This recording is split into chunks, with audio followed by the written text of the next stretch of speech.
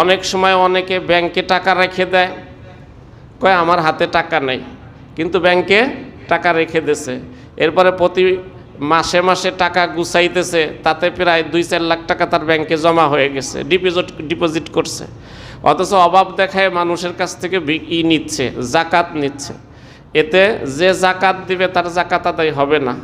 এই জন্য জাকাত দিতে হইলেও একটু খোঁজ খবর নিয়ে চিন্তা ভাবনা করে, ফিকহ কিতাবের মধ্যে লিখেছে, যদি কোনো ব্যক্তি একজনকে গরিব মনে করে, অভাবী মনে করে জাকাত দিয়ে দিয়েছে, অথচ ভিতরে ভিতরে তার সম্পদ আছে, ব্যাংকে অথবা কোথাও আছে, জানে না, গরিব মনে করে দিয়ে দিয়েছে, তার জাকাত আদায় হবে কি হবে না? অধিকাংশ ইমাম বলেন জাকাত আদায় হবে না।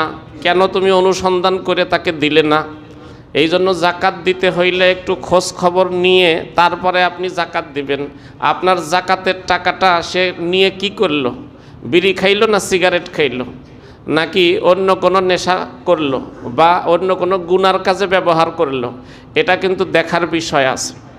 তো এই জন্য বলতেছিলাম, এই পরিমাণ সম্পদের মালিক যে আছে, এটাও শরীয়তের একটা ধনাঢ্যতার একটা স্কেল। এই পরিমাণ ধনাঢ্যতা থাকলে তার জাকাত ওয়াজিব হবে না বটে, কিন্তু তার উপরে সদকায়ে ফিতির ওয়াজিব। আর এরপরে আরেকটু ধনাঢ্যতা, যেটা জাকাত ওয়াজিব হওয়ার জন্য, জাকাত ওয়াজিব হওয়ার জন্য স্থাবর অস্থাবর সম্পত্তি হিসাব করা হবে না, এটা বাদ।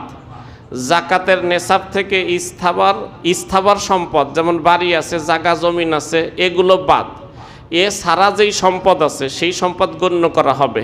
সেটা নগদ টাকা হইতে পারে, স্বর্ণ রূপা এগুলো হইতে পারে, অথবা তার ব্যবসায়ী পণ্য হইতে পারে।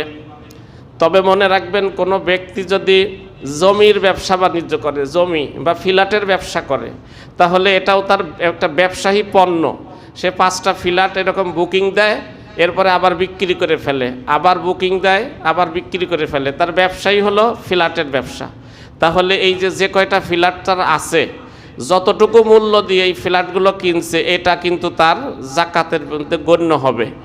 অথবা তার স্বর্ণ রূপা যেগুলো ঘরে আছে, এগুলোর বর্তমান বাজার দর, যেটা বলতে বিক্রি করতে গেলে যত পাওয়া যায়। আপনারা জানেন যে গোল্ড বিক্রি করতে গেলে ওরা 18% বা 20% বাদ দিয়ে দেয়।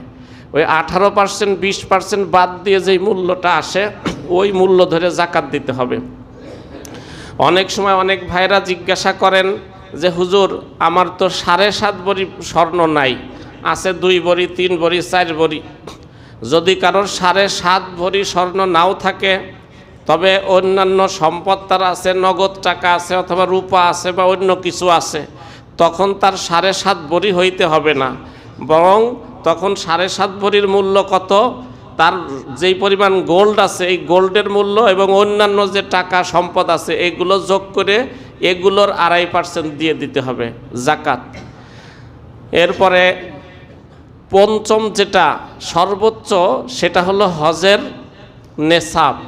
এই পরিমাণ অর্থ যদি কারোর থাকে, যেই অর্থের দ্বারা সে মক্কা শরীফ মদিনা শরীফ হজের সময় যে হজের যে খরচটা আছে, এই খরচটা দিয়ে সে হজ করে আবার আসতে পারবে, এই সময়ে তার পরিবারের ভরণ পোষণের সব ব্যবস্থা সে করে যেতে পারবে, এই ব্যক্তির উপরে হজ ফরজ।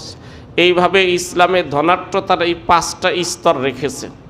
তবে প্রত্যেকটা স্তরে সে যদি তার উপরে অর্পিত দায়িত্ব, যেটা আর্থিক যেই বিধান শরীয়তের, এইগুলো যদি সে পালন করে, তাহলে বিরাট পুরস্কারের কথা আল্লাহ পাক ঘোষণা করেছেন।